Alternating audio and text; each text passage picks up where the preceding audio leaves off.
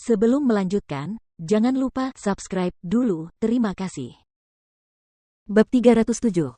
Ningxi tertegun, menatap separuh borgol lainnya yang terborgol di pergelangan tangan Lu Tingqiao.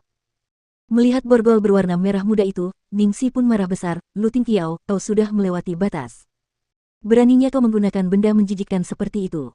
Lu Tingqiao mengangkat alisnya sedikit, apakah kamu yakin ini milikku? Kalau tidak, itu tidak mungkin menjadi milikku, kan? Dia merasa ada sesuatu yang aneh. Tiba-tiba, dia menyadari bahwa borgol ini terlihat sangat familiar. Mengapa ini terlihat seperti yang aku beli seharga $9.90 dari toko mainan seks Taobao, yang aku beli untuk menghajar Jiang Muye. Dia bahkan tidak ingat di mana dia meninggalkannya dan dia tidak memikirkannya saat dia pergi tadi. Dia merasa ingin menyesali dirinya sendiri karena menempatkan dirinya dalam situasi ini. Tidak mungkin untuk melarikan diri kali ini karena mereka diborgol bersama. Kemana lagi dia bisa pergi? Melihat bagaimana dia memborgol dirinya sendiri bersama gadis itu, dan melihat ekspresinya yang berapi-api, Lu Tingqiao tahu bahwa dia tidak bisa melarikan diri kali ini. Dia mulai bersantai dan membelai rambut gadis itu, seperti seekor singa yang bersiap menikmati mangsanya perlahan-lahan. Ningxi benar-benar kehabisan ide saat dia menatapnya dengan tatapan mematikan. Dia berpikir untuk menyerangnya dengan sundulan kepalanya jika semuanya gagal, maka paling-paling mereka berdua akan pingsan. Lu Tingqiao semakin dekat dan dekat.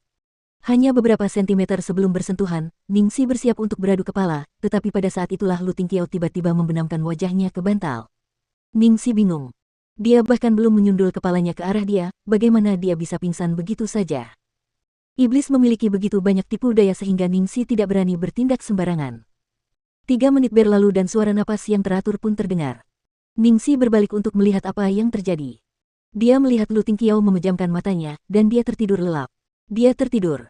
Dia ketakutan setengah mati dan dia malah tertidur. Ningxi mengamati wajahnya dengan saksama, pucat dan kelelahan terlihat di seluruh wajahnya. Satu sisi wajahnya dan sudut mulutnya tampak sedikit merah dan bengkak, seolah-olah dia baru saja ditampar seseorang. Siapakah yang berani menamparkan setan? Tanpa banyak bertanya-tanya, itu pasti ayah iblis. Saat itu, dia telah membuat Ningxi menyalahkannya. Siapa yang tahu jika ayahnya telah melakukan sesuatu padanya setelah dia pergi? Dia juga menyadari bahwa dia telah kehilangan banyak berat badan. Oh sial. Jika dia terus berbaring di tempat tidur dengan Lu Tingqiao seperti ini, mungkin hasilnya tidak akan baik. Dia hampir tidak bisa menahan diri di depan pria ini. Itulah tepatnya alasannya mengapa dia menghindarinya, untuk mencegah situasi seperti ini, untuk mencegah dirinya bersikap lemah terhadapnya. Bam! Pintu terbanting terbuka tepat saat Ningxi mulai merasa cemas. Lu Jingli lah yang muncul. Bro, aku punya sesuatu yang mendesak.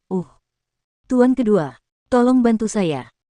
Ningxi memanfaatkan kesempatan itu dan meminta bantuan. Bam! Lu Jingli menutup pintu dengan cepat dan pergi, seolah-olah dia tidak baru saja muncul.